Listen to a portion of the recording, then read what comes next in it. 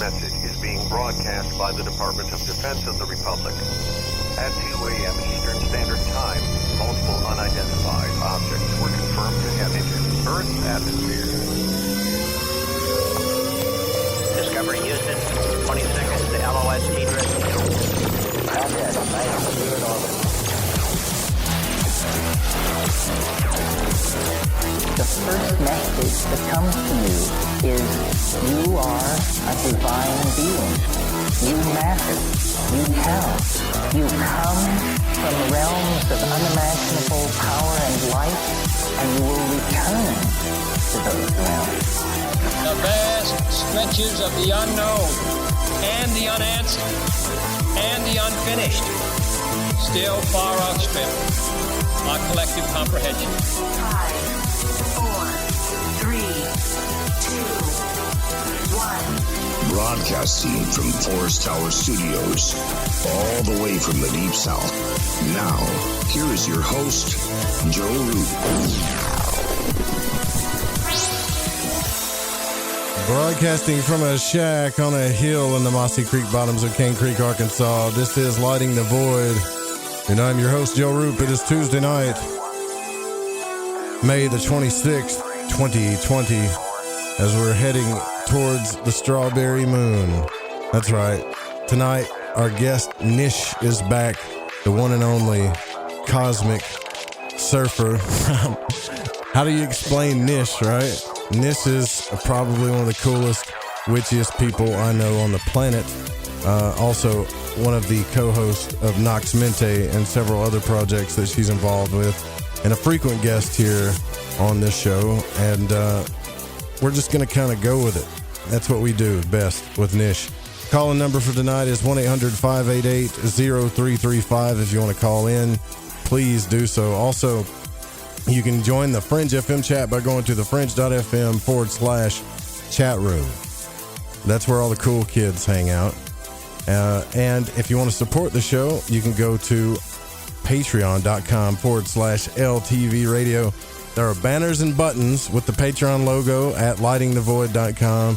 And we did just release the new Astral Journal episode 2 on there, which is really cool. So we're doing a lot of cool things there. There's an audio journal there where I call it Outside the Shack, where I just walk around and you can hear all the crickets and the frogs outside, and I just say like some of the deepest stuff that's on my redneck mind. And I don't do it for very long, but I do it long enough to just kind of open that up. There's going to be behind the scenes stuff too. All kinds of cool stuff's coming on there, as we are trying to do that while we work on the website as well. The website's going to be so awesome. You guys, like, what for the station, I mean, just wait. You're going to love it. And don't forget to sign up to the new newsletter. When you see a banner or anything that says The Outsider and it has a Fringe FM logo on it, put your name and email in there so you can get all those free goodies that go along with that. I want to thank our station sponsors at GetTheTea.com, Ronnie McMullen, host of Deep Waters Radio, and entrepreneur and big-time Jedi. Thank you so much, Ronnie. If you guys go get anything from him during this COVID crisis, make sure you put in the Fringe FM that we sent you there. Also, Metaphorical Archaeology, that is ran by the one and only Barbara Charlton, one of our famous teammates here on the Fringe FM, as well as loving, kind mother of the Fringe FM. And she's helping a lot of people with those EFT techniques. You can give them a call as well. And there's a phone number that you can call. That number is 214-995-3754. If you had a paranormal experience that you really can't explain, or it's caused you some type of trauma or post-traumatic stress, you can get that session for free if you call Barbara. Pretty cool, right? And we've also partnered with the best UFO investigators on the planet, UFOseekers.com. No alternate agendas other than just the truth, and their stuff is being like pushed all over the internet, especially their shots of Area 51. These guys really don't get enough credit. At UFO Seekers, youtube.com/UFO Seekers. That's where it's at. Now Niish is with us tonight, and Niish is the co-host of Nox Mente. Also, I would say, what are you, Niish? Are you a pagan? You're a witchy woman, neo-pagan? What do we call you? Oh, Joe, don't throw names at me. Don't put you in a category, all right? I consider myself in the end a seeker. You know, I'm a journeyman. And so that's where I am. But if I am to, I love the word witch because it instills the outsider. It instills, for me, these are the things it brings: an outsider, one who works with the natural world and the unseen world, one who is a deep dive, takes deep dives into self and then into inner space, therefore accessing outer space. These are ideas that come up when I think witch, which is why I use the word. And I like the idea of cosmic or galactic in there to bring in a bigger idea of what is. What is, Joe? Yeah, that's a good question. What is? So what has been going down with you lately? I haven't talked to you in a while. Know you're going to do this new show, like the Cosmic Salon. We've been pumped everybody up for it. But it's one of those things where I know what's happening to you. You're being pulled in all different directions. That's what happens. I've experienced that before too, Oh, yeah. Yeah, of course. Well, first of all, I want to say hello to all the void walkers out there. I, of course, am one, and I love them. I always love popping into your chats and seeing what's going on. Just such a great core group. So hello out there. And anyone else that may be just lurking around. So there's always lurkers. Yes. You know that, right? Well, we gotta love a lurker. They come into the chat rooms and stuff, but they don't ever say hi. They just kind of lurk. But we love the lurkers too, though. Yeah, it's all right. I get it. A lot of times lurkers are introverts, and they want to feel part of it, but they don't really want to talk. I'm not one to, unless they're causing a problem. Lurkers are welcome in my world. Yeah, everybody's got their own kind of like, I don't know, thing, right? Like their own. Yes, their own ways. Yeah. Their own ways. It's interesting. What a time we're in, Joe. And it has been a minute. I called in, I think, last time when Keats and you were having that wonderful show, and I hung out for an hour, I think. Who was it? What show was that again? Keats Ross. Oh, yeah, on. Keats. Yeah, he was cool. I liked him. Yeah, Keats is awesome. And I was thrilled to call in, and then, I ended up being there an hour. So it was extra wonderful for me because I get, it was a Keats and Joe sandwich. Keats and Joe sandwich. You and your dirty talk, Nish. I know. I was the meat in between those buns. Well, what the hell have you been doing lately, though? Seriously. I have been, there's so much going on. I am so as an empath, and I guess first and foremost, I find myself constantly being overwhelmed with these waves. And so it's waves of the collective. And then we see the Schumann resonance. It's been off the chart, Joe. It's just been so crazy. Waves and waves, like spikes. And then, here we are going into another set of eclipses, of 3 eclipses. There's so much going on, and I'm trying to navigate like everyone else and stand back and weed through all the information to find what it means for me, on top of trying to get all my projects going, including the Cosmic Salon, which is just closer and closer. So the only thing I've been doing with that is what I call this, it's an umbrella of it, the psychic eye, which are my psychic interpretations. And they're just, for example, the last one was I'm on the toilet. and I get a download. You get downloads on the toilet. That's insane. And so it was like, it was very human centipede, but without others. And so I immediately came over and recorded to, at that time, GarageBand, and then threw that together. And so the psychic eye is like its own thing. So the Cosmic Salon is where I want to pull up with like a proper show.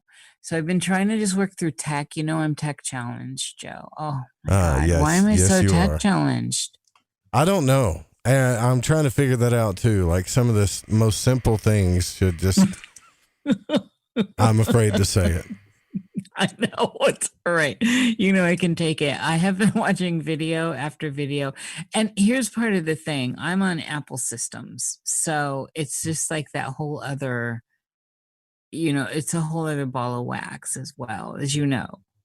Because it doesn't play friendly with everything. Like and I've invested in all these like simple things too. Like here, just click on this, and you should be able to just go right through. And for some reason, Nish can't get there. I don't know. I know tonight. Oh, for everyone listening, Joe sends me this link to get in, and of course, we have feedback. It's classic me. And as far as I can see on my end, I'm doing everything right. I lined up the mic, I lined up the headphones, and we still get feedback. It's this damn void of course moon. That's what it is. Yes. Well, that's part of it. Are we still void of course right now? Yeah, until morning time, today. I think. Yeah. Oh, no wonder. Yeah. Oh, always. Never do your magical workings in a void of course. You just ride that wave. You can. It's just like void though. It's like, nope. Yeah. You know what I mean? It's like, that's the thing about a void is it's not really going to happen or not happen. It's just like, yeah, we're not doing nothing right now.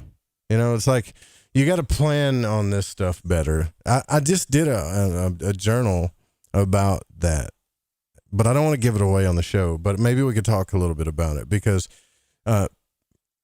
there is a real reason why I discuss magic on the show. And it's not because, I want to sound impressive. It's because I want to empower people. We're like here lately with all these energies are going on, especially with Saturn and Jupiter and Capricorn, all this crazy crap that's been happening to us. Like as a magician or someone that practices magic, you can, if you're far enough up in your game, you can dodge that. Not really dodge it, but just become aware of it and kind of banish it and say, I'm not putting up with it right now. You can do those things, but they're still there. It's really basically, it's working with energy, period, point blank. So it's just redirecting. And so if this is the energy, that is going on, like the lunar energy where it's in between stations, then that actually serves a great purpose. And you can work with that actual void. And very powerful workings can happen with that. It's like martial arts, just directing. There goes a motor. What was it? Are you outside?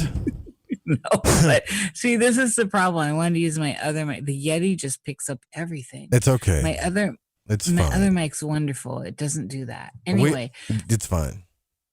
So the void, of course, has of course you can work with it. But if you're trying to do something that needs to be on course with a lunar energy where it's stationed somewhere, then that's a whole different set of workings. Like don't like plan a wedding or don't like no. Yeah, don't do any contractual stuff for sure. And right. But you just gotta see, that's the thing about a practice in magic is like once you get involved with these energies, then you got to get, back in the day, we're actually pretty lucky because back in the day, these people had to pull up like ephemerises and stuff to figure all this out. Like we don't have to do that. We got apps, we got software, we got things that tell us what's what, when, what. It's too easy to be a magician now. Actually, it's Joe, easy. I'm so old school. I still live for my Rosicrucian ephemerides because first of all, it's super thick. It's the whole century. It's beautifully made. It's sexy. It's, I don't know, 2,000 pages or something. And I still use it, but I do use the modern app to get the exact times because unfortunately the old school isn't exactly timed.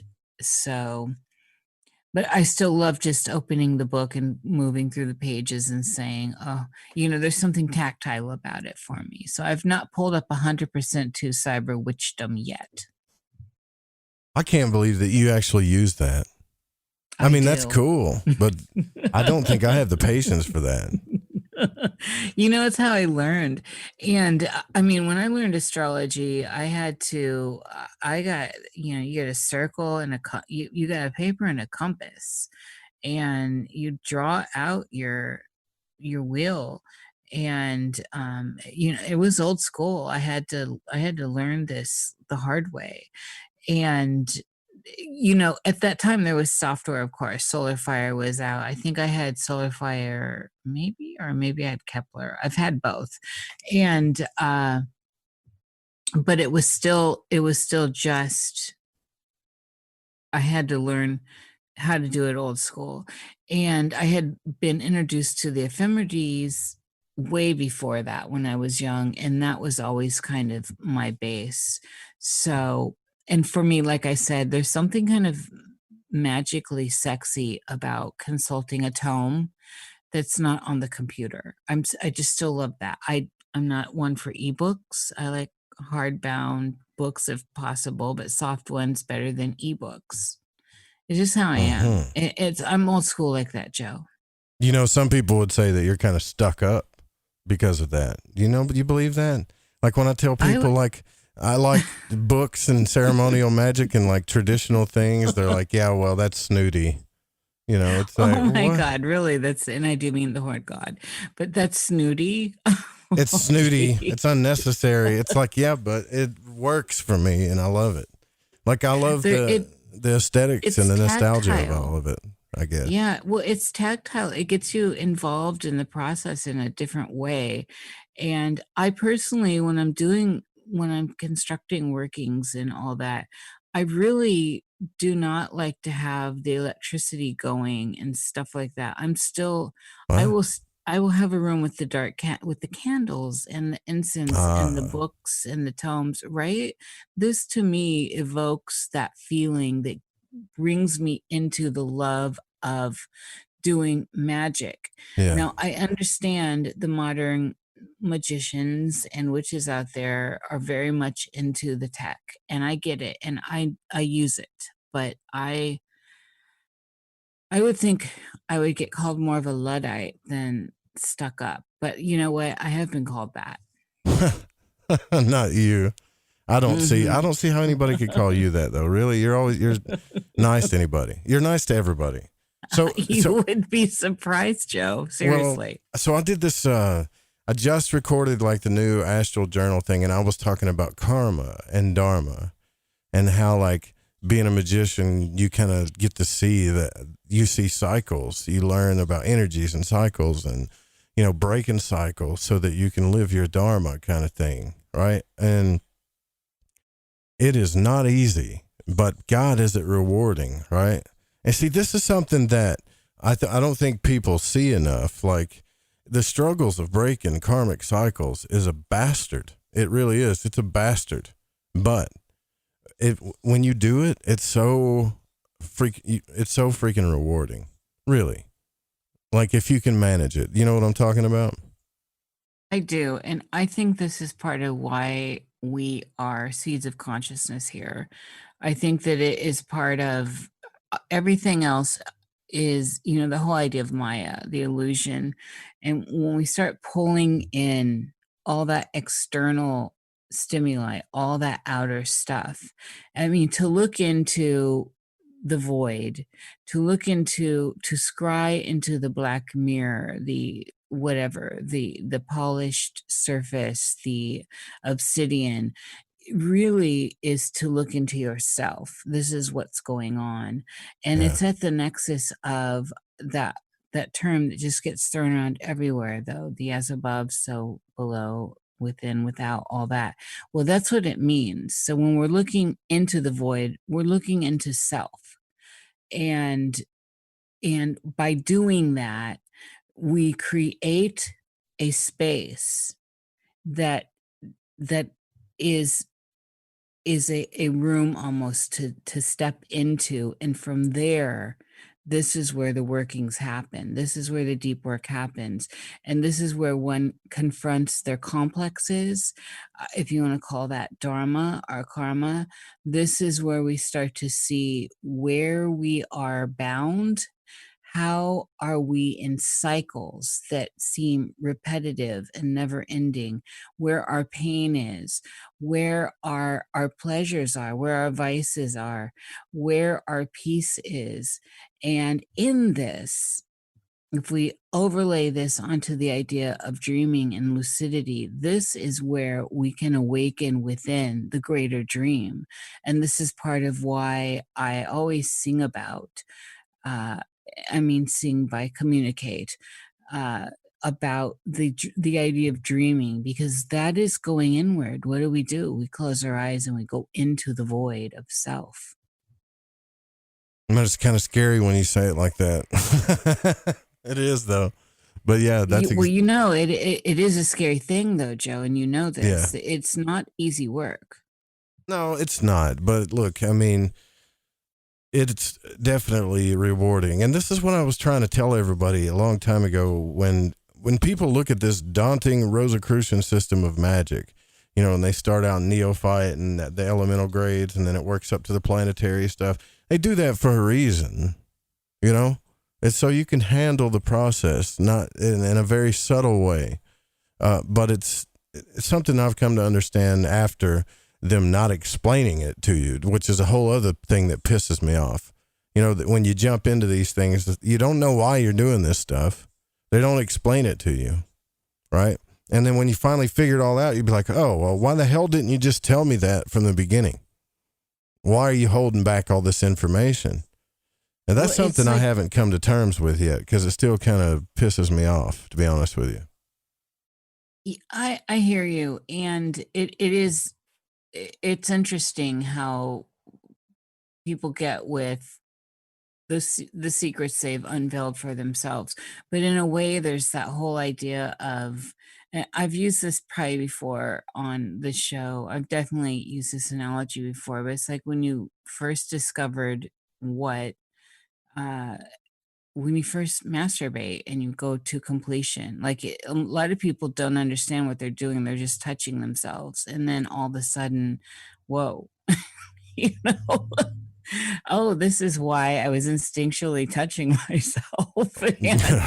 and then, all of the other stuff around, people with guilt and, all this. For me, I didn't know what happened. So I was like, I had to go report to my mother. Are you serious? You had to report to your mother? I had to report. I had no idea. I was really afraid. I was just like, what is this? And, it felt really good and I loved it, but I didn't understand it and I had no language for it. But it's a great analogy for stumbling through these mysteries in life and how it's there to be discovered by exploration. And yes, there are certainly degrees, there are certainly avenues in which one can get to an understanding intellectually of them, and going through initiations which prepare you for gnosis of some sort of, then, but when you actually reach a point of climax within knowledge, the satori, the light bulb turns on. All this. It's hard to put words to it, for sure. It is. But then when you get to that, you're like, oh, okay, I know what this is. And hopefully you want more, hopefully it propels you further into the mysteries, into where you're going, and because it feels good. And then we can find ourselves in the folly of it all as well. I couldn't get enough. Back to the masturbation example, I was okay, I'm gonna do this all day, every day. How much can I have this? And then it just became this constant, where's Niish? Yeah, right.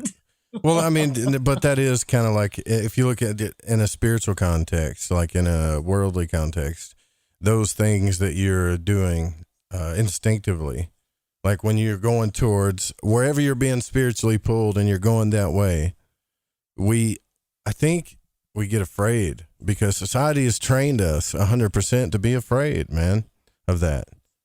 Think about Think about all of the Absolutely. obstacles that society has created for you to not experience that kind of growth and understanding of who you are. It's like a pinball machine, right? It's hard to describe. In a lot of ways, this is why I love the movie They Live. And if we strip away its connotation of conspiracies and all that, and we just get down to the bare messaging of it, where there's an underlying code, there's an underlying message behind everything, the propaganda world in which we are kind of steered through, and find ourselves banging up against, and we're not aware of it. But when we become aware of it, when we become aware that we're constantly in this repetition that gets us nowhere, this is again one of those satori's. This is one of those moments, initiations. This is one of those initiations in life where it propels you to a new level of thinking and seeing the world around you. And that, I think, should be exciting for people rather than fearful or scary. And this is where a lot of dogmatic ideas do no good for people. I think we should not live in fear, no matter what. I think that that's a killer, and I think that it's a control mechanism. And to allow yourself the ability to view the world around you in a mysterious way, and even if it's a dry, mysterious way, it doesn't have to be. The world to me is sexy, and things are sexy, and I want to see them that way. But I'm a Venusian person. I've got a lot of Venus stuff going on. So even if I want to see it in a more Saturnian way, that's more in order, more black and white, more chart driven, that's fine.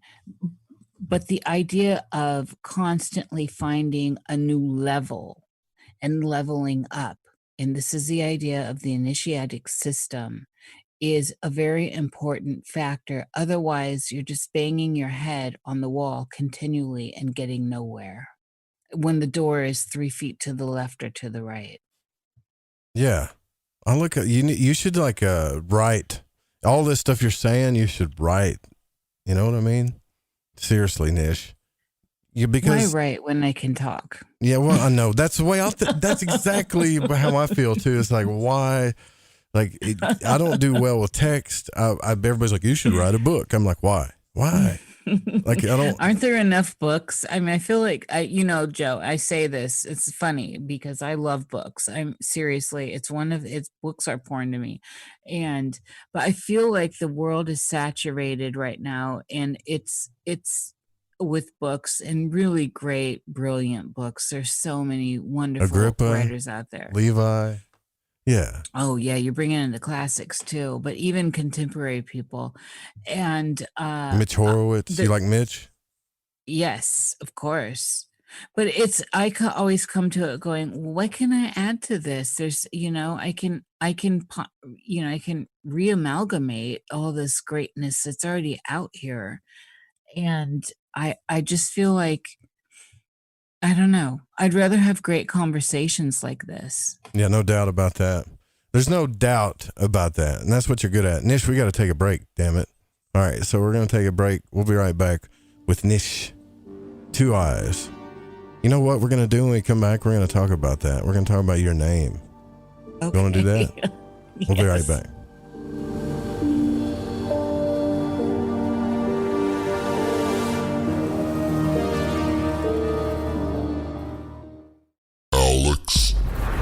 Hi, I'm Alex Exum, and you're listening to The Fringe FM. Are you intrigued by paranormal talk radio? You'll love the new paranormal radio app from TalkStream Live. You'll find a great selection of talk shows covering UFOs, ghosts, strange phenomena, and much more. Download the Paranormal Radio app now and start listening to the very best in paranormal talk entertainment, including the network you're listening to right now, the Paranormal Radio app. Free in Google Play and the iOS App Store. Hey, this is No Way Jose, a Northern California Piscean stuck in the Arizona desert. I'm a void walker, and I got the shoes to prove it. So what do I do when my soul yearns to delve deep into the realm of the unknown? I aim my satellite straight into the night sky and catch a smooth ride on the KTLK-DB radio waves. I tune into Lighting the Void with Joe Root on the Fringe FM. Joe, Lighting the Void is the best show on the planet. This is Barney, your friend from Facebook. Thank you and all the crew for all you do. Namaste, my friend. This is Macon from the foothills of North Carolina, and I am a void walker. G'day, void walkers. This is Lily from down under Australia. The world may be small, the enigma is greater. So let your curiosity take you for a journey with Joe Root. Hey, this is V, coming in from Central Maryland, and I am a void walker. This is Kevin Doherty, a beginner void walker. I'm from Vancouver, BC. I know a little about a lot, and as Leonard Skinner said, I guess the rest. I learned a lot from Mr. Root in the show, and heard it from the beginning. I knew right then he was going to be a new Art Bell. Thanks for all your shows, and keep it up. Hey, this is Derek from Mass, a.k.a. the Night Stalker, and I'm a void walker. This is Mark from Chicago, and I walk the void to ascertain what is consciousness. My name is Jared Johnson, and I'm from Humboldt County, California. I do not know all the answers to the questions about reality. I do not claim to know the ultimate truth about life. I seek that which has been made hidden as a part of a family of explorers of consciousness. I'm a void walker. Thanks, Joe Root. I'm Clyde Lewis. You're listening to The Fringe FM. Hey, is that a new music app? Yeah, check it out. Surfer Music Discovery. It links to thousands of online stations, but the twist is you see the song names and artists that are now playing live. That's different. No guessing. Looks like a waterfall of music. So many formats. Rock, oldies, country, R&B, jazz, and a whole lot more. How's that spelled? Surfer. S-U-R-F-R. Is it expensive? It's free. No need to sign up or sign in. Get the Surfer Music app free from Google Play or the App Store. Have you ever seen an ad or banner which brought you a feeling that someone is reading your mind or even listening to your conversations? Your online data is being used against you. Surfshark is a VPN service that makes online privacy protection easy and attainable. You can use it on as many devices as you'd like simultaneously. Surfshark encrypts all internet traffic sent to and from your devices and ensures that your IP address remains hidden. The VPN service that we use at UFO Seekers, plus 1 month free for $1.99 a month. Visit surfshark.deals/seekers. We all have that story to tell in our lives. The winds were howling, the ground shook, you could hear rushing water, and then history repeats itself. When there's no power, refrigeration fails, stores with their shelves stripped bare, ATMs can't operate, deliveries stop. Then what? These events can last days or weeks. You need a plan. In statements made during recent interviews, FEMA Administrator Brock Long has repeatedly urged all Americans to understand 3 truths. FEMA is broke, the system is broken. If this is the new normal, Americans can't rely on federal cavalry when disaster strikes. Don't get caught out in the elements empty-handed. Prepare with us by going to preparewiththefringe.com and get your 2-week food supply. 92 servings, 8 food varieties with 25-year shelf life. Normally $137, now only $75. Or get a month's supply, normally $247, now only $147, shipped in 1 business day. Just go to preparewiththefringe.com or call 888-440-7931. That's 888-440-7931. Get this great offer and be prepared while it lasts. Hey Fringe listeners, this is Dave Cruz, host of Beyond the Strange Radio, asking you to join us live Sunday evenings at 7 p.m. Pacific Time, 10 p.m. Eastern, right here on the Fringe FM. Visit beyondthestrange.com for links to chat, social media, and schedules of the show. And remember, always stay strange. Hasta. Somewhere between abnormal and paranormal, there's a show called Into the Paranormal. I'm Jeremy Scott. Hear me live Saturdays at 6 p.m. Pacific, 9 Eastern on the Fringe FM.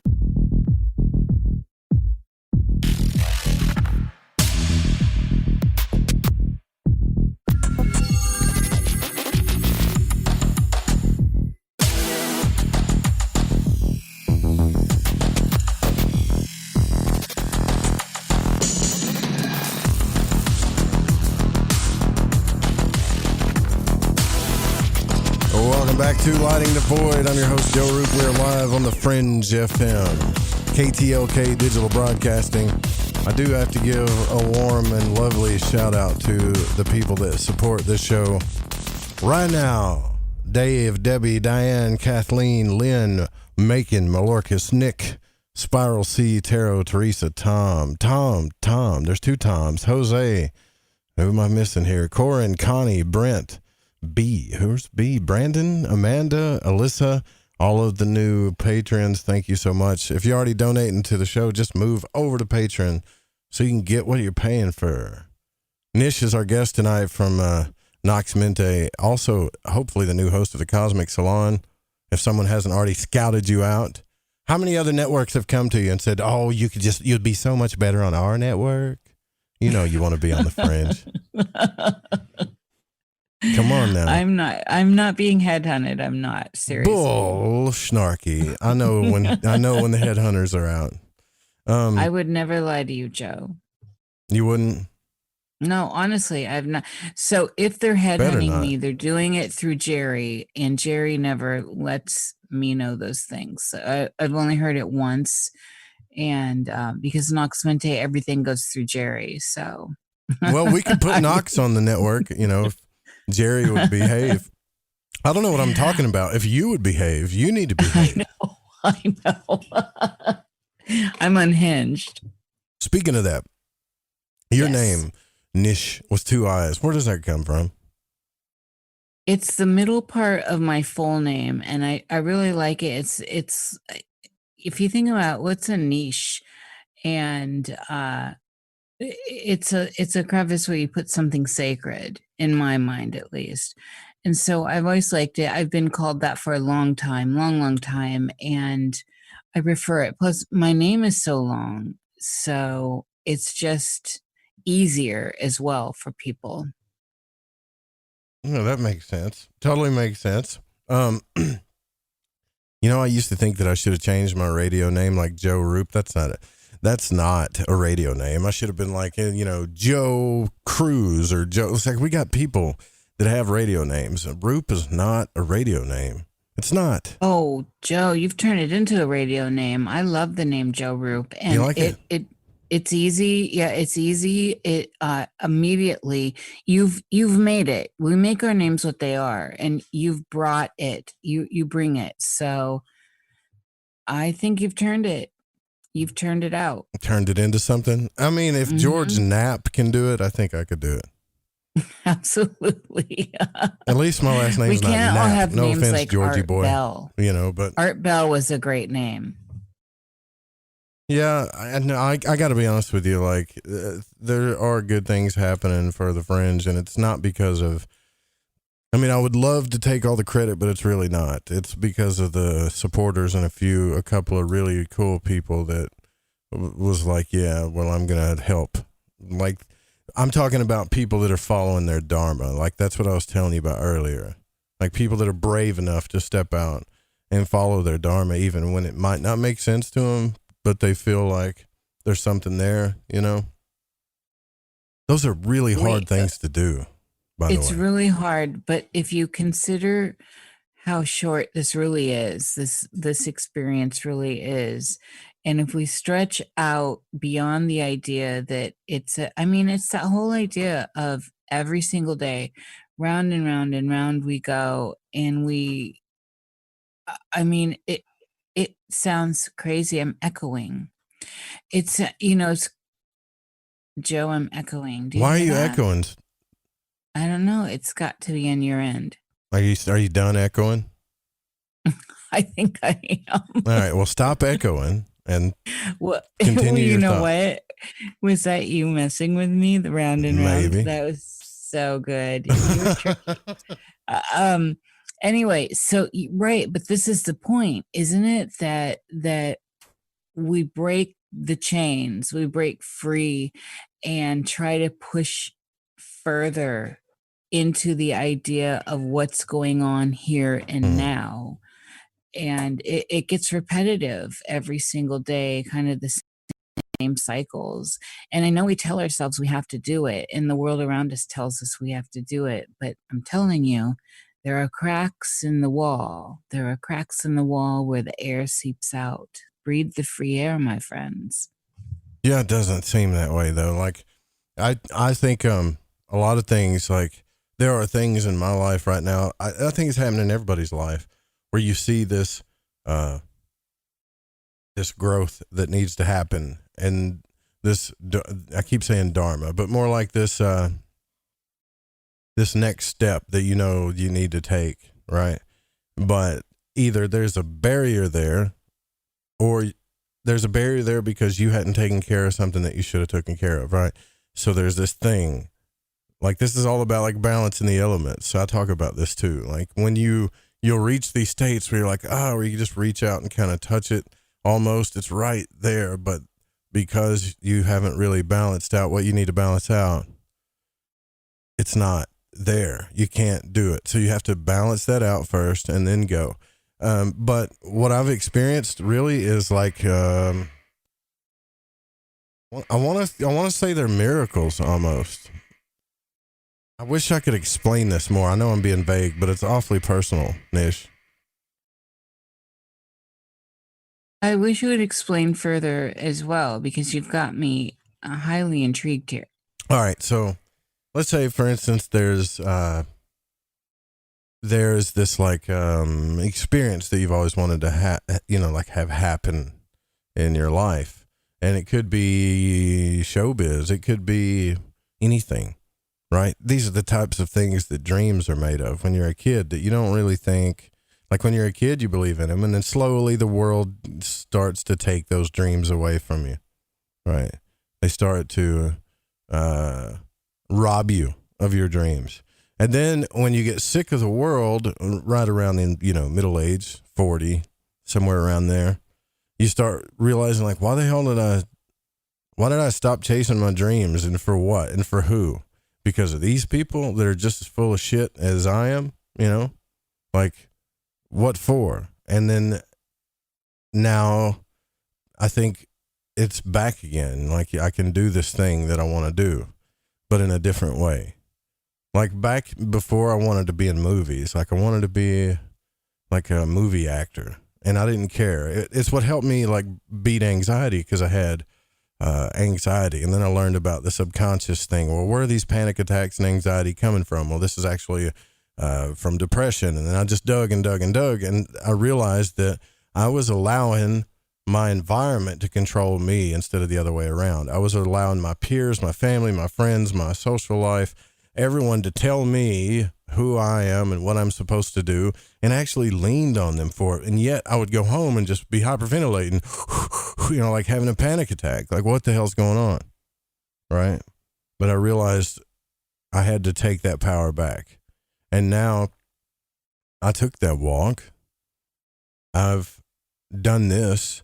I'm in the shack, and now I want to take even bigger steps into doing this stuff. Like, I don't want to be just some, I don't know. There's more people out there, I think, that need this kind of stuff, if that makes any sense. It's not about like fame or anything like that. It's more about getting the message out and inspiring people kind of thing, And one of the, the real grit here is the more you do stuff for yourself that you love, that you find a meaning in, the people find you. The world opens up before you. This is kind of the parting of the seas, because you're doing it for the right reasons internally. If one is doing it for the right reasons on whatever their trajectory is, because it's a very personal thing, and to unwind the ideas that are others that we find ourselves entangled within. And this goes back to our childhood and the early programming, the indoctrination we get, that's just part of the world.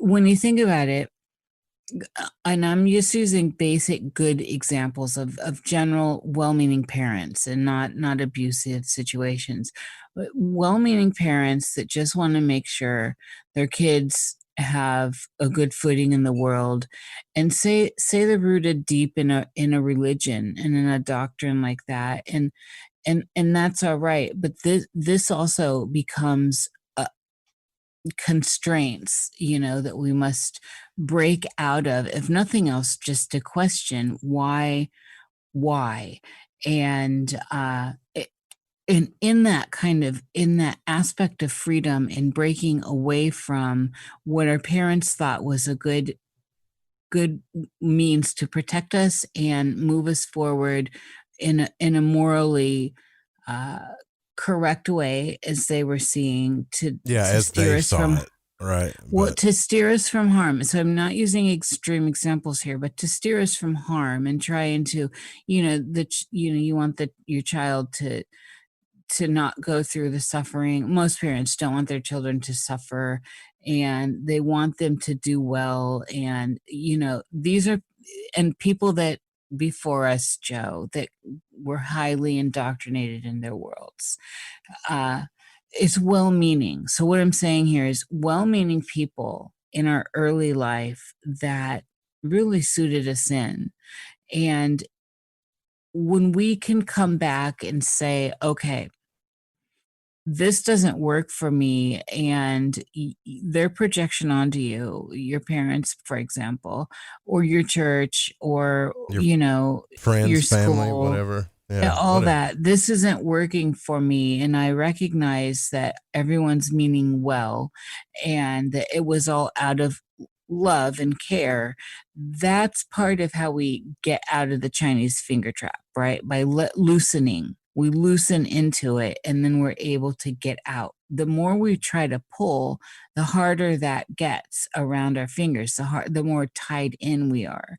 And so there's that, it's a trick there. And it's just this tiny little mechanism that is hard to describe. So it's not as easy as one thinks. Like, this is early programming, and we all deal with it, every one of us. I was gifted at least with not having to deal with heavy religions thrown at me. And so, but I had other things, right? There are expectations from other people in our lives. And those expectations a lot of times become chains. Like report to mother about everything? Bars.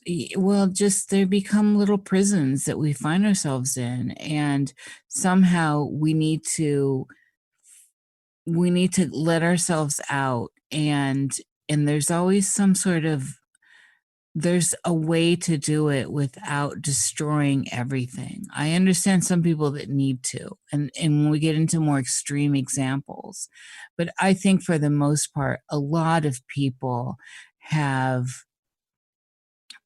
don't have super, super extreme examples coming onto the table in the Western world.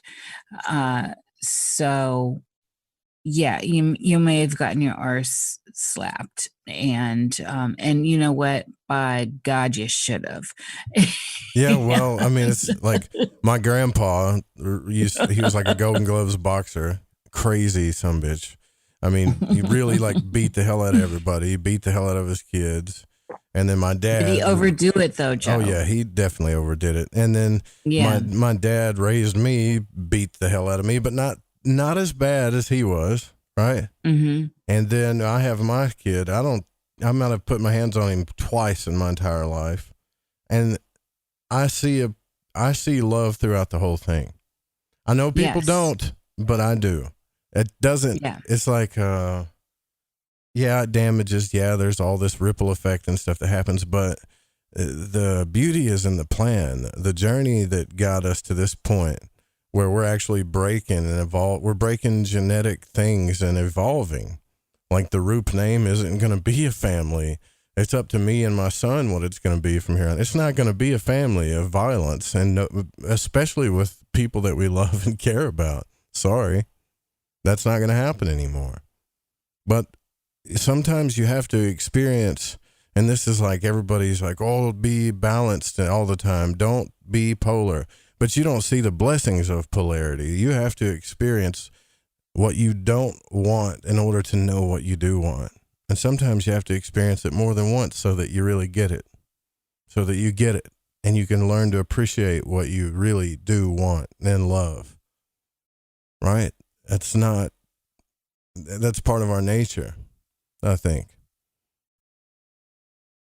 It is part of our nature. And when we think generationally like this, how, that kind of same narrative came down through my line as well. And, my mother's father was, he indulged too much in alcohol and apparently was an angry, one of those people that was angry. Yeah.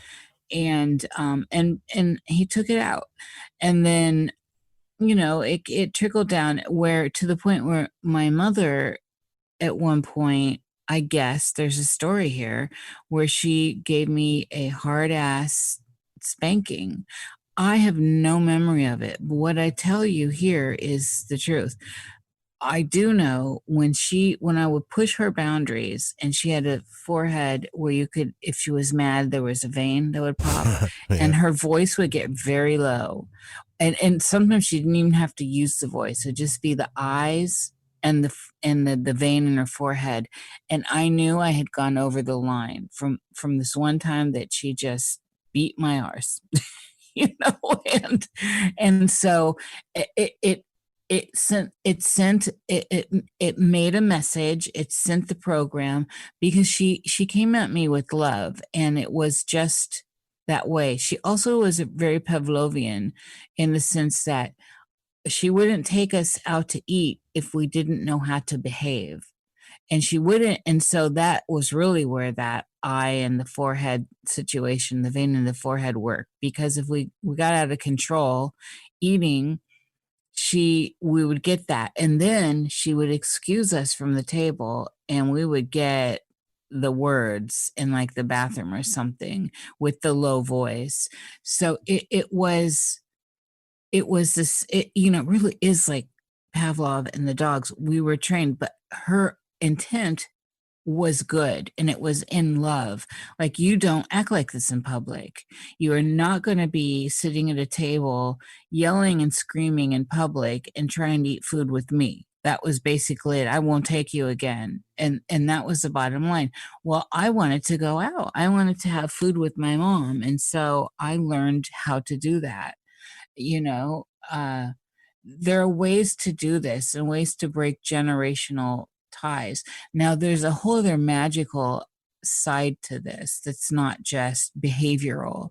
And when we talk about family curses, and some of that, I think we can tie into it. And they can be not from such mysterious, like a gypsy or a tinkerer, curse the family down the line and all this. They really, a lot of times, these family curses are stemmed in repetitive cycles that never got to evolve. And that's where the family curse is. People that never leave the same, you never get out of the nest and go anywhere. And it just this perpetual thing. And they have all this creative energy and they don't know where to put it. And then, like modern day, we see a lot of the abuse of opiates and meth and all these ways, because there's all that we as humans have all this energy. And if we don't know where to put it, what sometimes the easiest route is to just let go and succumb to the bad behavior that's around you, and you're not aware that there are ways to channel this. And so, it's complex, Joe. And this is why each person needs to do this work on their own. None of this is easy. Life is not easy. It is work. It is initiatic work. There is a building up and a moving forward of energy. And when we find ourselves in places of inertia or in static moments that are not lucid, then this is where they have that whole thing, the idle hands and the devil, right? Yeah, that's exactly right. But I really think there's a way to speed this healing process up, man. And it's not being, number one, it's like not being ashamed of those things you were talking about earlier. Like we all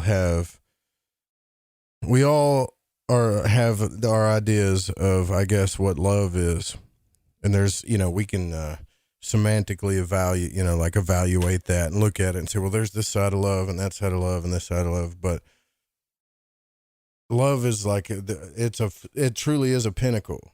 And if you can give it to yourself, you can give it to someone else. And if you're not, here's a thing that I've learned too, like if you're not getting it in your life, or your environment is not showing you that, well, then you give it the way that you want it. I swear to God, this works. In other words, it's like express yourself the way you want to express yourself.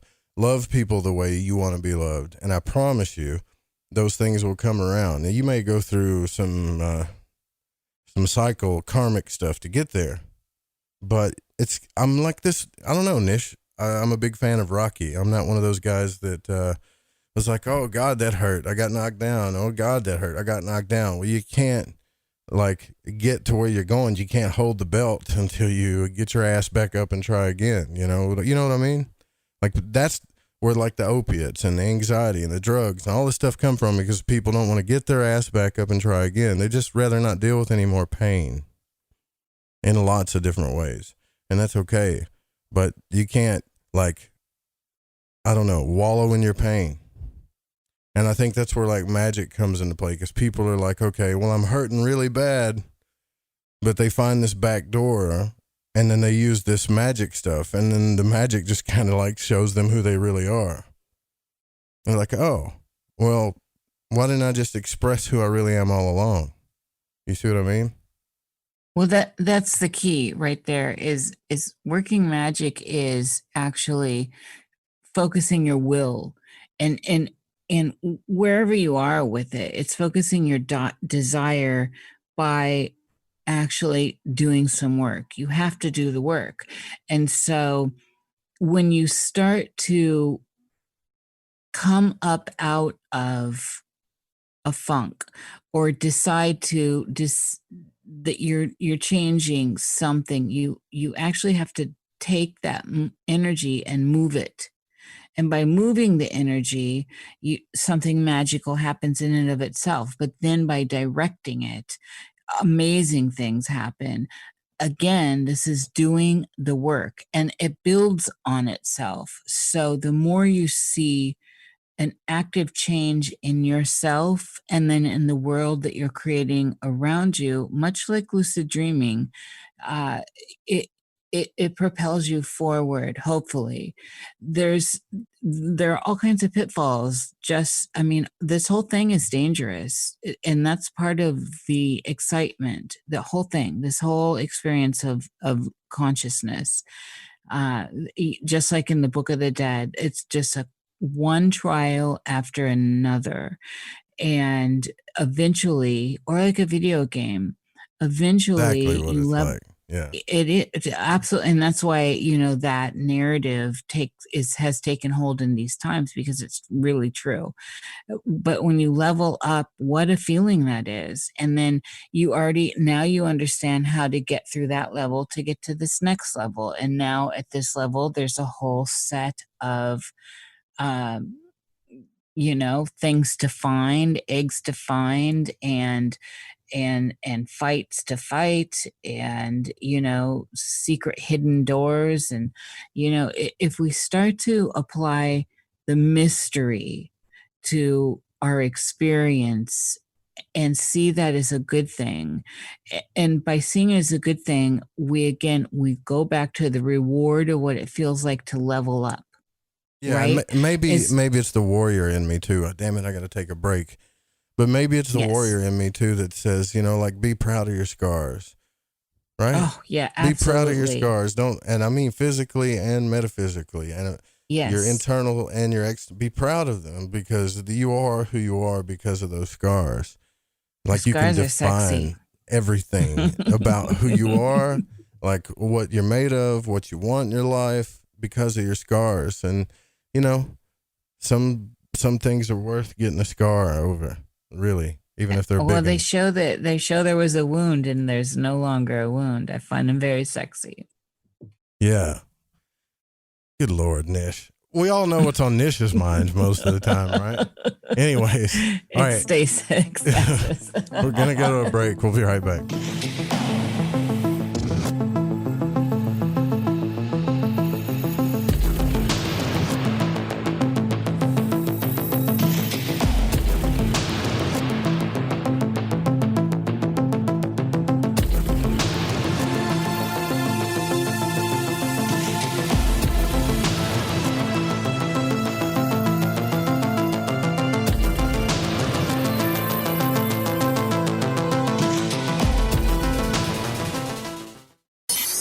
In your face, all over the place.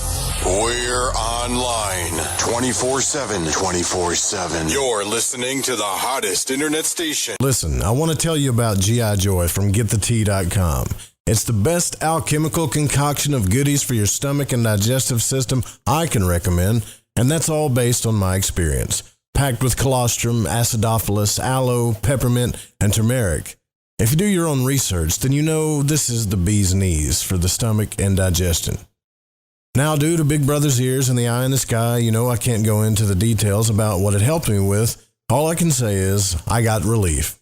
It's non-GMO, no fillers, no preservatives, manufactured right here in the US of A, and delivered to you by the only people who stay on top of the game and are out in front. Go grab a bottle of G.I. Joy at GetTheT.com and see what all the fuss is about. Again, that's GetTheT.com. Hi, this is Aaron Hunter, host of Real Paranormal Activity, the podcast where we tell real paranormal experiences of people from around the world. And we also conduct interviews with authors, investigators, psychics, and mediums. Real people, real stories, real fear. Thursdays at 6 p.m. Pacific, 9 p.m. Eastern on the Fringe FM. See you then. My name is Jake. I'm from Billings, Montana, and I am a void walker. Hey, Joe Root. Thanks for lighting the void. This is Janine in the bluegrass of Kentucky, and I am a void walker. What's up, guys? This is Damien from San Marcos, Texas, and I'm a void walker. I listen to the show to keep myself aligned with the world. Hi, this is Laura, aka Laura Lavender. I'm from Las Vegas, and I listen to Lighting the Void because it helps me understand some of the strangest experiences I've had. So thanks for all that you do and for always being there for us, Joe.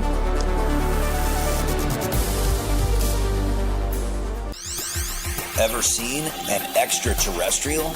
It can be hard to believe they exist unless you've seen one for yourself. What if I told you I've seen them my whole life, but have never had a witness who shared the encounter with me? Now, what if I told you I saw 4 of them, 2 with blue skin, and there are over 20 witnesses to this CE5 event? My new book, The Blue Beings, Visitation at the UFO Conference, documents actual accounts from real witnesses, many of which have gone on record to attest to this otherworldly reality.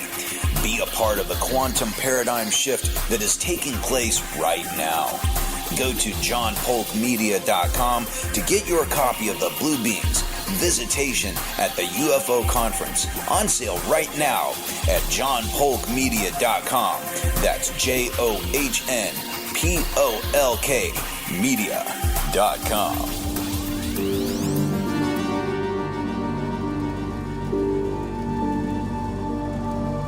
To call Joe, pick up the phone, dial 1-800-588-0335, toll free from the United States or Canada. You're listening to Lighting the Void Radio.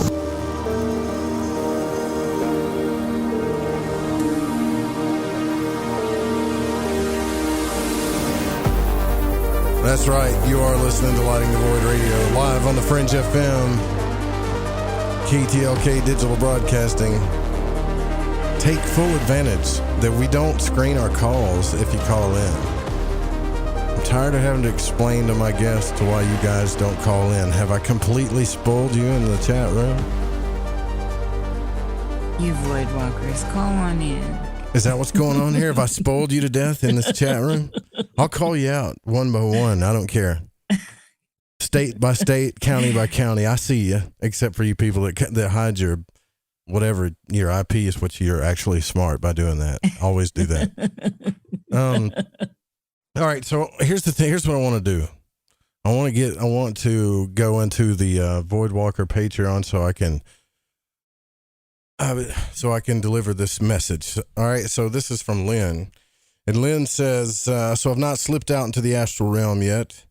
I've been practicing, though, the Sama, what is this, Vritti Pranayama? Okay, cool. That's part of my regular practice, and it's effective for all sorts. But I've had the vibratory feeling a few times in the past. I put it down to eating too much carbs and having some sort of hypoglycemic shock, but not knowing it was a precursor to astral travel, and I've ended up falling asleep or dreaming. In all honesty, I've kind of got caught up in the metaphysics of what even the, quote, astral is. Does it have to be linked with my physical reality, seeing my resting body, limited to a known physical space? When I meet people in dream time, feel and touch things as if they were real, does it feel the same as seeing people in the astral? I've had what I thought were dreams as a kid where I could fly about the neighborhood, some good, some bad ones, but maybe they were astral experiences, I don't know. But I'm probably too front-loaded with journeying right now and a certain, quote, feel to things that I kind of automatically head there when practicing. I also can't help but being drawn to the idea that the astral is some kind of sheldrake morphic field, which explains to me why you would experience people or things outside of your consciousness that you have to deal with or are drawn to. I've had this with group intentions or meditations.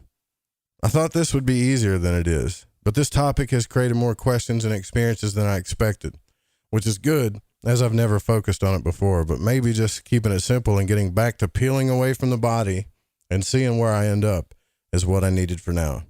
Apologies for the rambling and thoughts. I hope everyone's having great success. And that's from Lynn, one of our Patreons. And I think you're right. You're onto something there. What do you think, Nish? I think it's important that you don't overanalyze this thing to prevent you from not being able to do it. We get caught up in our heads, and this is a problem with everything. This goes, I find all these ideas overlap. Everything's overlapping. And I think we can get too obsessed. And this is one of those rules in magic too. We can want something so bad that we create an obsession. And in the mechanism of the obsession, we basically retard in the sense of, in the old school sense of the word, not to trigger anyone, we retard the effect. So it's like that Chinese finger trap I was talking about earlier.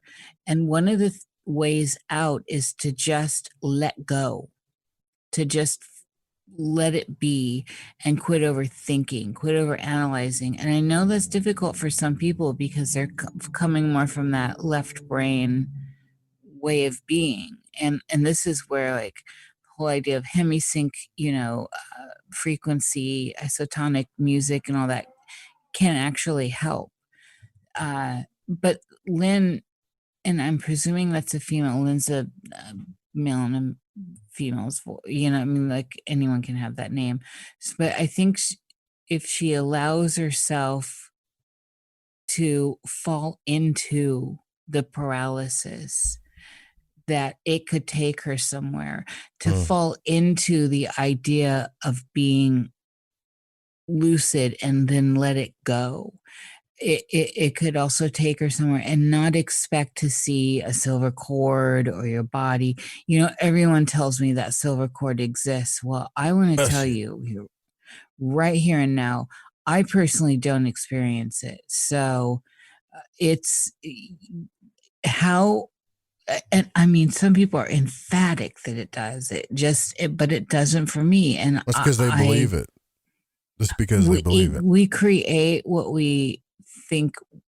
We create what we think. And so this is where I think sometimes it's folly to get caught up in the language of other people and in the experiences of other people and allow ourselves to be and find the way on our own. And this is one of those things, Joe, that I'm constantly on about. I think it's great that people are able to study and become PhDs and just have a pinpoint focus and then tell us all about all their titles and all this. And that's great. That didn't work for me. And for a long time, that was a goal I had because the world tells you this. I'm like, okay, I'm gonna apply myself. I have applied myself to many things. I study many things at depth. But for some reason, for a very long time, the programming around me said, you don't qualify because you didn't jump through those hoops and get that piece of paper and don't have those letters behind your name. And then we disqualify ourselves. We dethrone ourselves when in reality, I think there are certain fields of study that I've done where I have deep dived and done a complete comprehensive study with everything involved. And I'll get into conversations with people that are alleged experts and find myself going, oh my, that, okay, yes, this is valid. That's, for me, this is valid. That's valid for me. But apparently this person didn't find this field over here that's connected in. And, if I start finding the loops or the, the Gemini energy is just making me want to puke right now. Seriously. How so? Well, it's too much analyzing, man. I can hear it. Like it's way too much. Like, I think we need to, like, even if it isn't real, let's say, like, for example, what Lynn is asking about, it's almost like, even if it isn't real, like this whole idea of peeling yourself out of the body, maybe it is an illusion in your consciousness, but here's the point. It works. It gets you there. So we can spend our times like overanalyzing all the terms and the metaphysics of everything about getting out of body, or simply just go back and do what Robert Monroe was teaching and William Buellman, and then learn through what, like our experiences of actually doing those things. But I have more of a Martian type energy, I guess. Like I want to just do it first. Like I'm kind of that person that's like, shoot and then aim, because it's like, what is it called? Paralyzed by overanalyzing things, where we just get paralyzed from it. Oh, absolutely. We are our own undoing in the end. And this is the thing. We give away our power and we give away our agency because the world says you're not qualified unless you've done this. You've gone this route to get to that end. And I'm here to tell you that's bollocks.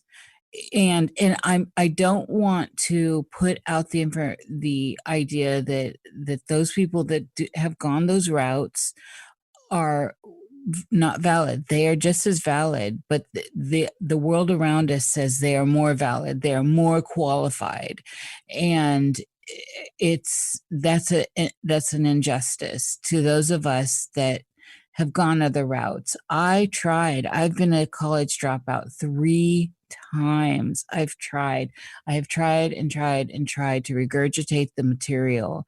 And every time I push forward with my hypotheses, I stumble on people who are really stuck to absolutes.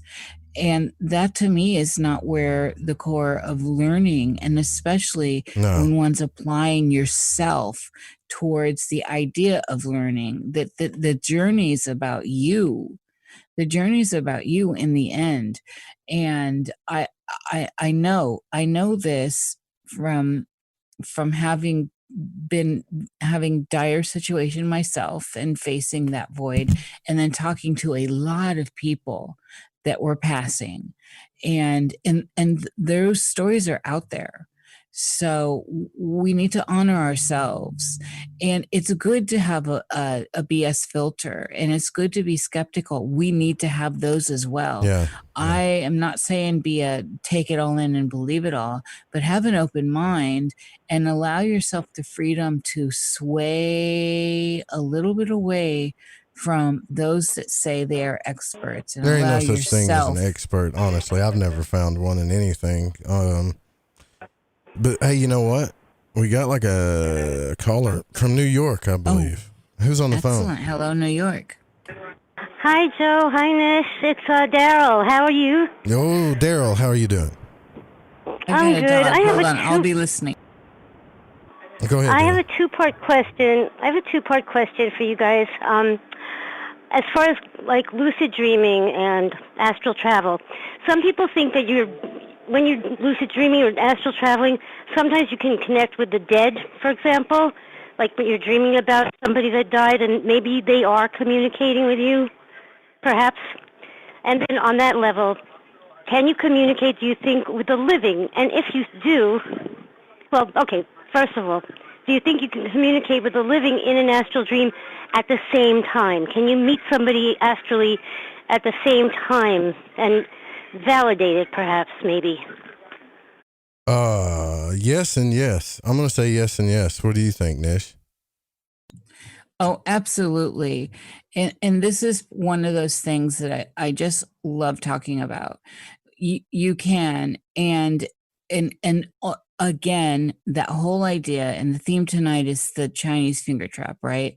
If you let go of your expectation of what it could be. So say you come from a heavy Jungian background and where the outer books and not his inner books, not what came out to be the red book and what's in all those black books that we don't have access to, where everything is an aspect of yourself, we let go of that. And then we start to accept that there are other things pushing their narrative.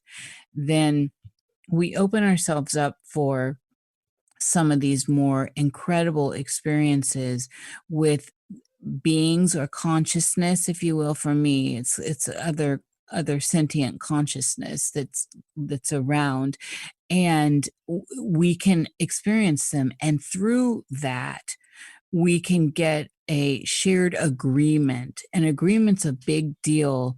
Think about agreement in the outer world. We're agreeing that you're in New York, I'm here in Washington, Joe's down in the South. So we've created a grounded reality. There's gravity to this. And collectively that we're on Earth. Well, this can happen in the dream space as well. So once we openly engage in the idea that it's happening, then the magic comes forward and you can realize that I am encountering you talking to me from New York, but we're dreaming. And then it can move further. And this goes for the living and the dead. Right. Okay. So with that said, Robert Monroe talks about that too, though. Okay. Like he met his father. His father has already passed away. He met his father in the astral realms, and he had a conversation with his father, and they worked some stuff out. But he also experimented with meeting certain people in the astral realm, and then they do it today. So yeah, both of you can definitely do both, but it takes a lot of dedication and practice.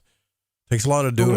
We can. The problem is we get in our own way. So we say, no, this isn't real. This is a part of myself. This is a part of my own psyche.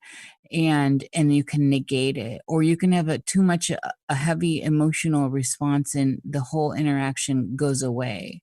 Like when I was first encountering my mother after she passed, I couldn't encounter her because I was too emotional. What was the second part with this the second part. Okay, the second part is like I've had lucid dreaming where I've been in the house that I grew up in, and I was there to the point where I was knocking on the neighbor's wall saying, "Hey, I'm here." Like, and I knew it was a lucid dream, and I woke myself up, So I don't know. That being said, I was just wondering. I had the very erotic dream, and let's just say I was wondering if anybody in this conversation or online might have met me on that dream a few days ago. I was just wondering if anybody had the same dream, maybe that I was involved in. Oh, boy. Just curious, and I was throwing that out there because it was very lucid, and it was lucid to the point where I knew it was lucid, and then I decided that I really liked the dream, and I went for it, and it just got better, and I just went for the dream. I didn't want to wake up, And I'm like, Well, wow, bless this your is heart. happening. Those are my favorite. Well, we'll let Nish cover this topic. Go for it, Nish. I absolutely love those. I cannot have enough of them. And so I don't know you, but if you're in the chats and you have relationships with people, it is very, very possible that you could get a hit. And so, I don't know. It's a matter of those you're around. So the question really isn't for me. It's for your group of people that you encounter and talk with. I'm just anybody that's alive right now that listens to this show, for example. Yes. Specifically. So you step got somebody specific in mind. You ain't wanting to say it, don't you? Just say it. Perhaps, maybe I do, maybe I don't. But if you're out there, just send me a private message. It's the if you were Night there. Stalker, isn't it? Tell me, it's the Night Stalker. I know. I'm not telling you. I'm not going to say who. No. Not going to say who. Let her be, Joe. But you know come what? on, I mean, you can't that's a cliffhanger. Of all she cliffhangers. can do this. Joe, you're terrible. However, aren't they wonderful? Is it not just like a really super wonderful. magical? Yeah. I just hope I wasn't alone on the thing, you know. I think if you're feeling it, you're feeling it. And that's the thing. This is another one of those psychological aspects too. When we look at relationships in the outer world, oftentimes when two people are aligned and there's an alignment happening, when you're vibrating at the same frequency, if you're feeling something, they're feeling something. Yeah, and even if it's unspoken. And we all know this. So that same principle of energetic, the way energy and frequencies work applies, except for we can amplify it when we're free of what we consider our daily selves. Yeah, let me just validate that for you too, okay? Like, I've had that type of connection before, once in my life, actually, and you don't really believe it until you hear the other person talk about it, and then you're like, whoa, really? And then it's like, okay, well, yeah. So that kind of stuff does exist. Anyways, Daryl, yeah, thanks for your call. Interesting stuff, actually. Thank you for calling. Yes, thank you. That was wonderful. And isn't that crazy though that you can all hail the sexual experiences in the dream. But seriously, if you line up to somebody that way, this is again one of those things where I feel like this is something in your life that's kind of trying to validate something for you. We doubt a lot of stuff, man. We doubt things. I feel like we doubt things we shouldn't doubt sometimes. But I understand those doubts because of our pre-programmings and everything that we've been through. But usually, if you're connecting with somebody on a astral level like that, and 9 times out of 10, I'm going to say they're going to validate the same thing back to you. It's really strange, actually. Yeah, this is one of those, quote unquote soul things. And those are the gems in this experience that we're calling life and living, which is really the opposite side of the coin, right? Of death and dying. It's the same process. And I am just thrilled every time I encounter someone that I know on a deeper level. And I want, you want to explore these encounters. Sometimes you're coming together to release old habits or complexes, and it's very painful. Sometimes you can't do anything about the situation, and it has to be bittersweet, but you taking in the bittersweet is also really just a remarkable experience. Sometimes we do not need to push further something that is just needed to come come in close contact with us and then move on. You know what, though? So, I found those kind of energies to be pretty vampiric, to be honest with you. well, that exists too. There's, and this is where it behooves us to understand ourselves and what gives us, what feeds us, and what takes away from us. Yeah, like when I was a kid, I used to have these, like women come into my room and do things to me in my sleep when I was a kid. And it's like throughout my whole life, I've had this kind of thing where these effing vampires just come around, to be honest with you. And the experiences have left you feeling dead, what? Alone? Like, yeah, like really in a dark place, Mm-hmm. And that's a sign. You're feeling the emotional content is really very important. What I mean, I'm talking about since I was a little kid, and yeah, I'm like, what the hell did I do in my past life to deserve something like that? But it's not really about that. I don't think it's more about, I'm telling you, it's the polarity thing, man. Like when the healing energy does come around, you can identify it 100%. And I know that sounds completely morbid and macabre, right? But if you experience the total, like darkness, I'm talking about like dark night of the soul, rock bottom type stuff. Well, that other energy, the opposite of that is very, very balancing. And it's also it's easy to identify because especially if you've been in a sea of it, it really is. Yeah. Yeah, it's tricky. It's tricky water. What makes you think with some of the bad experiences that you were just talking about that they may have been residue from a past life and not just old stories people say? I don't really know if I believe that or not. Mm-hmm. I think maybe I'm just a lover, right? Like I'm here and I just want to love the right person. Like I'm not one of those people that just like to pull energy off a whole bunch of people. That's just not who I am. And I think certain entities get that vibe. They're like, oh, look at all this good, loving loosh that they can just get whatever they want from, Let's see. 971 area code. You're on the air with Niish. Who are we speaking with? I don't know why I didn't unmute you. I'm sorry. Now you're unmuted. Who are we speaking with? This is Keats Ross. How you guys doing? What's up, brother? Hello, Keats. I thought I'd return the favor and chime in and just say how much I love Niish. And you guys. Everybody loves Niish. How you guys? I was saying this earlier.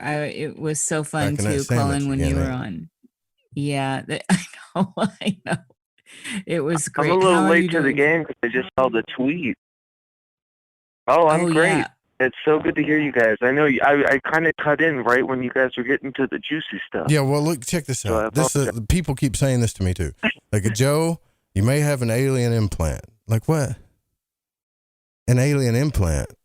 I had a guest tell me that, too. Like, once you got an alien implant. Nah, I think everybody has a certain type of, this is just my belief, but everybody has a certain type of energy and, like, an astral energy that they put off. And there are things, whether you like it or not, that come around and feed off of that crap. They just feed off of it. They don't want really nothing to do with you. They just want to like touch you, get your vibe or whatever and be like, thanks, and then move on their way. Now, the reason why I know it's dark is because how you feel afterwards. You either feel drained or emotionally screwed up or something. It's like, it's not good stuff, man. And, it's like vampires. Yeah, exactly. But if we look at nature, there's all this is part of the natural world around us. There are predators all around us all the time. And this is what we can see and identify in the world around us. So imagine what's there when we move past the visible and really look at this from a different level, especially when we're talking within dreams and the ether. there's definitely, this is why there's lots of old folklore around sleeping, and even to the point where Christians remember the prayer a lot. Now I lay me down to sleep, I pray, that prayer that a lot of kids had to say. There's a lot of folklore, there's a lot of magic around when you are sending your kids into sleep. And this is why, because there are predatory energies, and they're not necessarily tied to the past. They're not necessarily tied to families, as we were talking about earlier. Right. They could just be moving through the environment and sense your shining, for lack of a better word. And I've been using that word a very long time. So I'm wondering what Keats thinks about all this. Banish. Well, you know what's funny is, I think there's I've been thinking about this deeply, about some correlation between mental health and the kind of, siphons that happen in between people, especially from people that maybe suffer from Asperger's, like I do, or bipolar disorder, and understanding how we read the transmissions between people.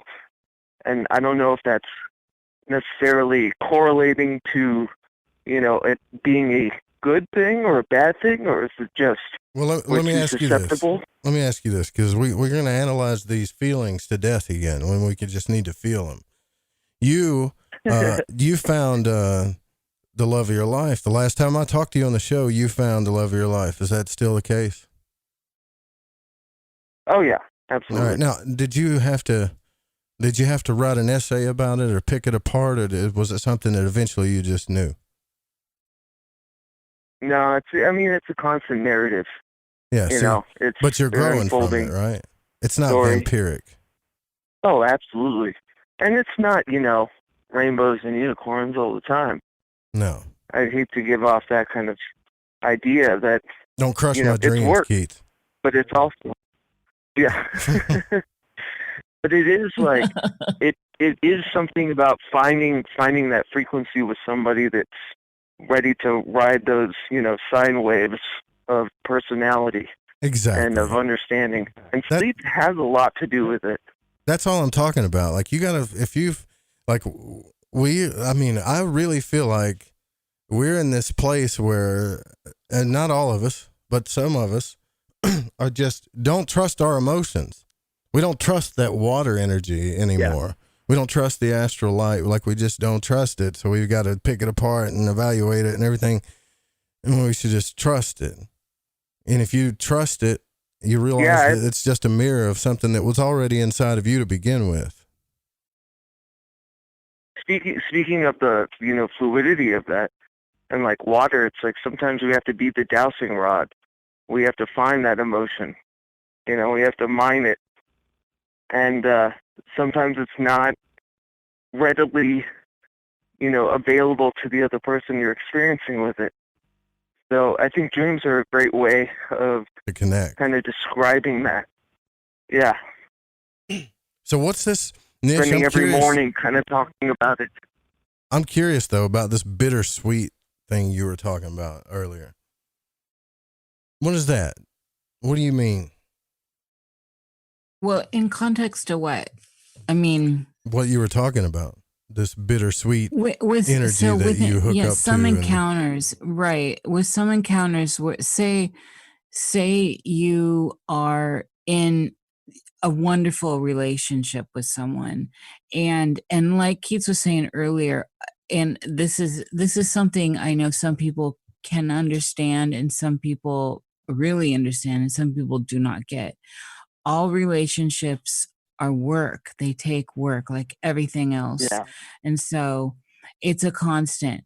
But the bittersweet I was talking about is when we encounter, so we're in a beautiful relationship that is working and everything's in alignment. And then say you encounter someone in the world that really, is like a soul bomb. You know each other, you feel each other.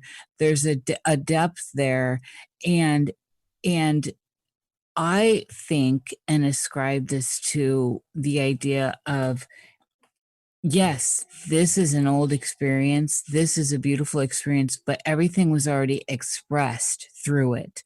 And so it's like, ships that pass in the night for a tacky 70s experience, where you ignore, you are not, it doesn't behoove you to leave the situation you're in, and you have to just accept it for the beauty that it is, and the synchronistic train in which you found yourself re-encountering a person of substance that you know deeply on a soul level, and let it go.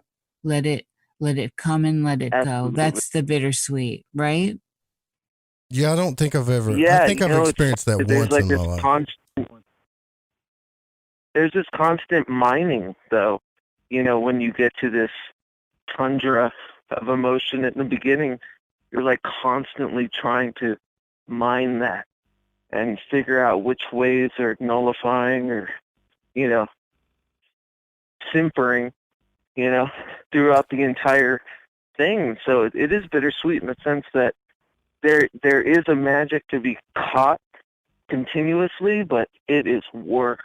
Well, let me tell you something. Like, I don't know what, I really don't. I don't think I've ever experienced anything like bittersweet like that, honestly. I mean, I think I might have once in my life, but there's things you line up with and things you don't, right? And then, like, if you're in a situation where you're with somebody and you line up with this other person, then what the hell are you doing? Like, that's the way I look at it. I'm sorry that maybe I'm an old romantic or something, but what the hell are you doing? Like, why are you holding on to this if you line up with that? Right? And so here's the thing. You're not wrong, but things change. We're malleable. We're like consistently fluttering around, this chaos and learning to exist with each other.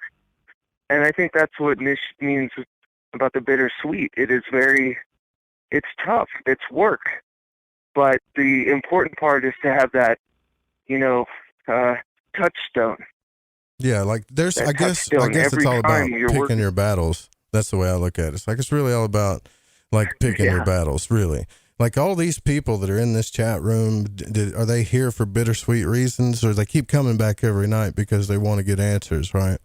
So this show lines up with them. Well, honestly, just like people that listen to your show. I think bittersweet is the perfect word to summarize magic, love, all of that.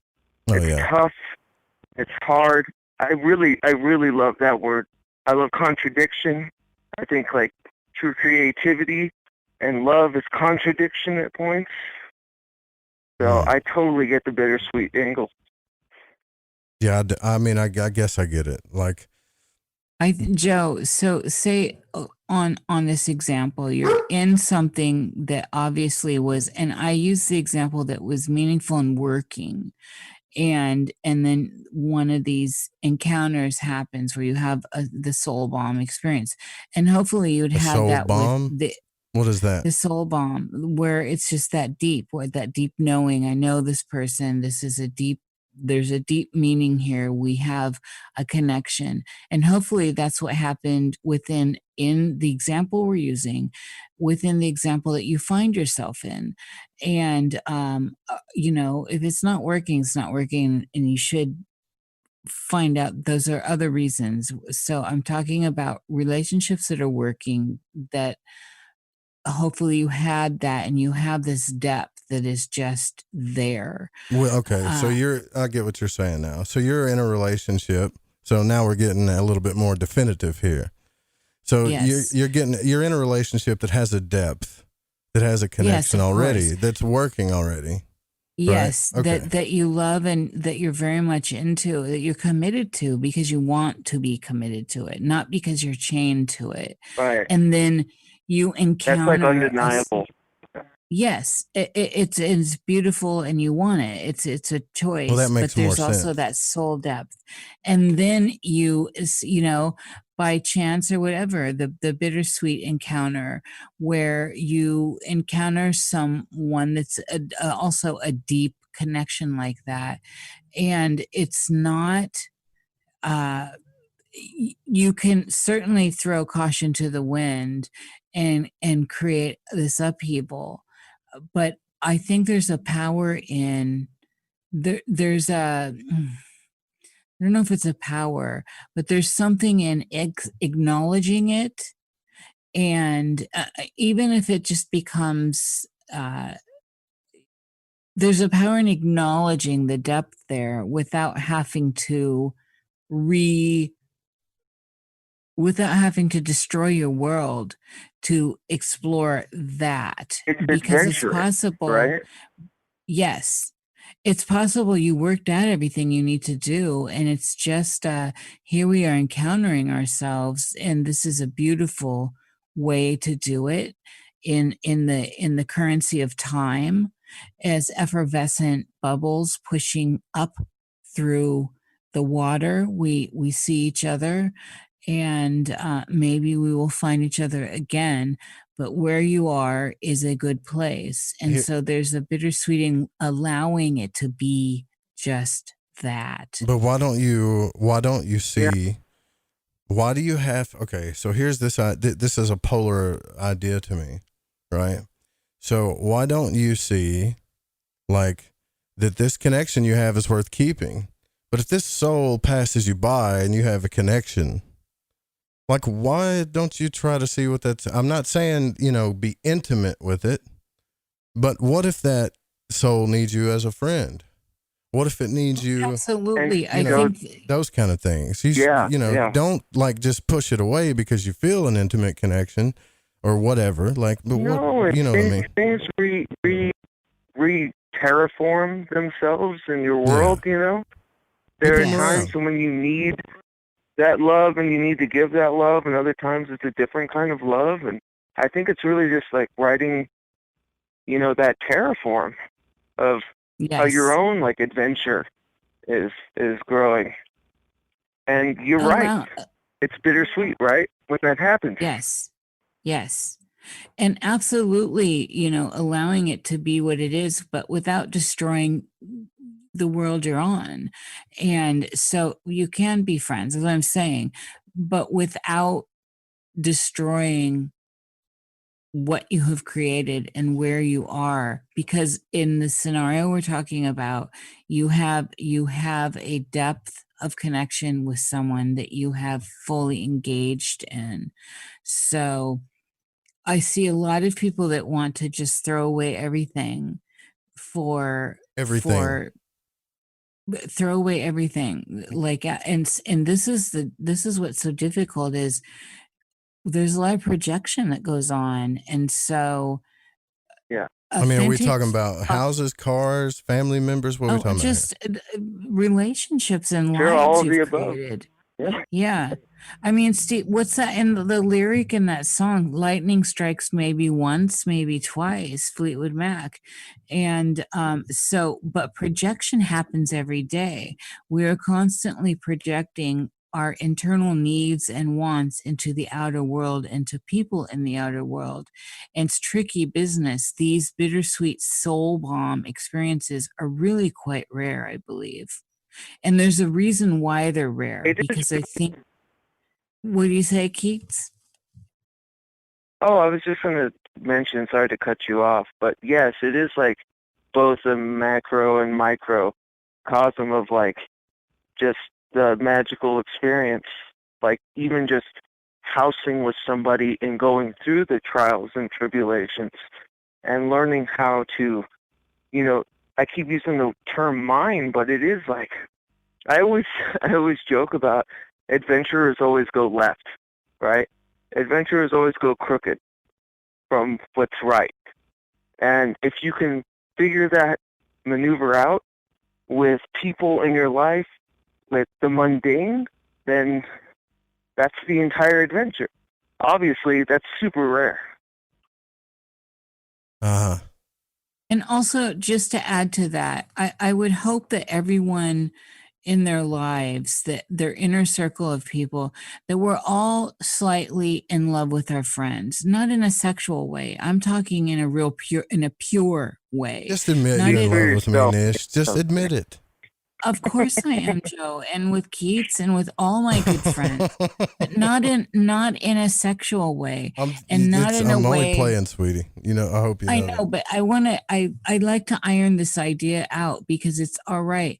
We pull people in, and what point would there be? I hate that idea of keep your friends close and your enemies closer. I don't pull up to that. I don't at all. If you're an enemy, I don't want you anywhere near me. I don't care what you're a friend or foe in my life. And if you're a friend, I'm slightly in love with you, and not in a sexual way. I'm in love with the way you're living your life. I'm in love with the way you're weaving a spell of beauty into your life, with the way you walk, with the way you worship, with the things you do, with what you bring to my life. And that is how I think we should encounter each other in the world. It may be sounding a little hippy dippy to people, but that certainly works in my world. Well, you know, it does sound a little hippy dippy, but that's okay. How to keep the mesmerism. That's perfectly okay to be who you are, Nish. You know what I mean? It's perfectly fine to be that way, if that's what makes you happy.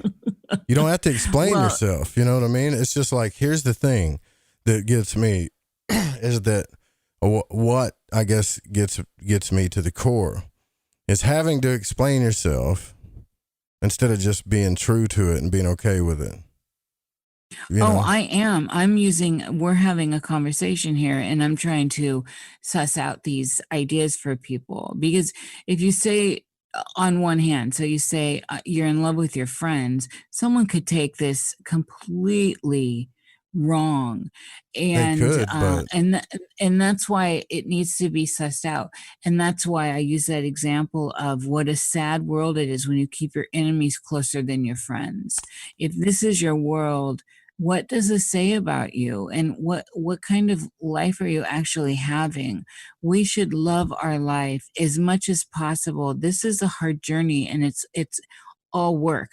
We are here to do the work. We are here to chew bubble gum and kick ass. So let's kick ass and hope that the team around us are people we can count on. And that's really what I'm saying. Well, I'm with you on that. I'm here to kick ass too. Don't you think we're kicking ass right now? Oh yeah, I know we are. Yeah, I mean, aren't we, Keats? Like, here's the thing: like, you don't have to agree with everybody to kick ass, right? You don't have to be like agree with everything. I think a lot comes from debates, and a lot comes from this, you know. And so, especially like if you feel a certain way and somebody feels different, then you should be able to hash that out without like scaring everything off, you know, because I think there's where you find some real answers, right? This is what's so sad about these times we find ourselves in. People that really love each other are completely at odds over ideologies in the world right now. Exactly. And it's so sad because it's all a construct. And it is, on one end, it's showing people where it's revealing. It's the great revealing for sure. And so you get to see how people are under pressure, and it's a big deal. It's a big deal magically, you know, alchemically. We get to see what people are made of right now. But also people that really love each other, friendships that have been solid friendships for a lifetime are cracking apart, and it's breaking my heart to watch. Who's doing that? Really? I hate to hear that. Yes, over ideologies, Joe. You know, people I love that I absolutely detest where they may be in, say, a political stance, but I just adore them. And I realize that that's part of where, you know, where they are right now. And it may not line up with where I am, but I'm going to allow people I love that space. And this is part of the idea of relationships with other people in the world, not just those that you're in a sexual relationship with, our friends. And I'm not talking about colleagues. I'm talking about people we love, lifelong friends, deep relationships. The construct around us should be meaningless in the end, in my opinion. This is just where I stand with it. So I allow a lot of leeway in the relationships around me, because I want people to express themselves and be themselves, be where they are, and I want to accept them where they are. Well, if everybody accepts you, everybody that's listening to this show does, they better. They're going to have me to deal with, you know. Well, I love the Void Walkers, you know that. And you know I love you, Joe. Yeah. Yeah, it's just like, you know, this place that I come from, like that's really happened to me since I was a kid is real, you know. It's not a joke, you know. It's not something where it has done a lot of trauma to me in my life, and I healed it in a place where there was no support. Like, I didn't have anybody there petting me, saying everything's going to be okay, and any kind of nurturing going on there. Like, I had to go through a lot of hell to realize what's important, you know, to realize that everybody is who they are, and there is no such thing as, like, I guess you could say, like you're talking about, constructs. Now, people do line up, you know, their beliefs line up, their views line up, lots of things line up, and then that's where you go, or that's where you head towards, things that fit, things that work right, you know.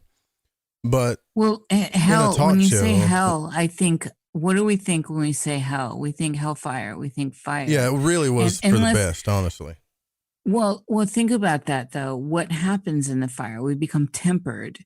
And then there's also the idea of the phoenix rising from the fire. And so there's a lot of juicy content to derive meaning from in that. And what's happening in life? We're becoming tempered.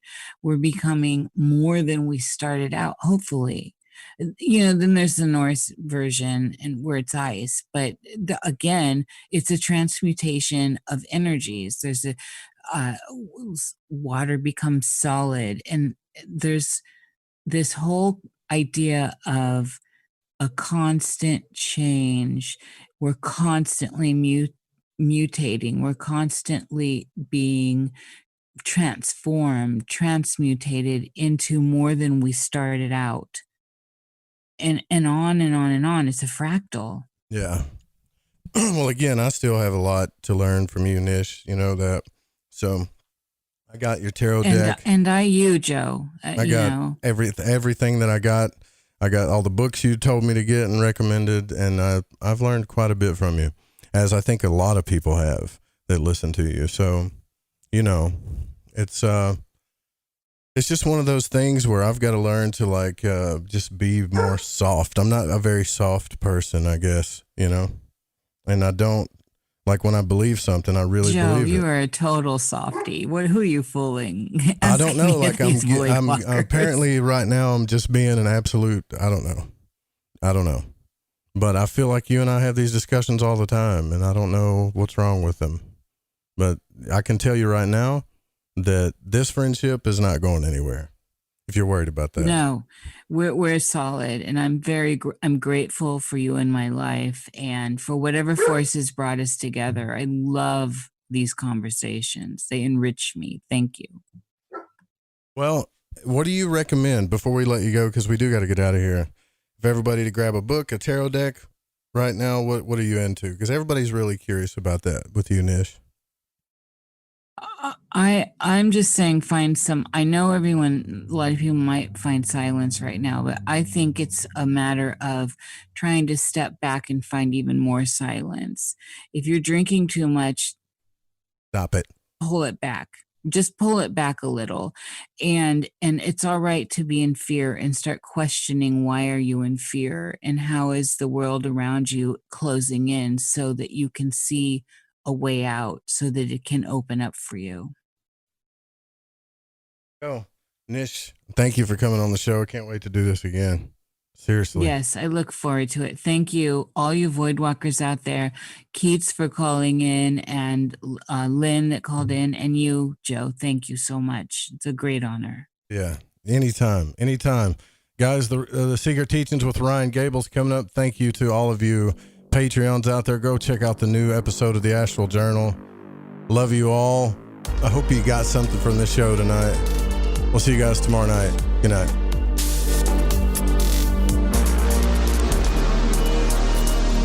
Wow, that was an intense one, right? That was cool. Another fantastic encounter with you, Joe. I love our conversations.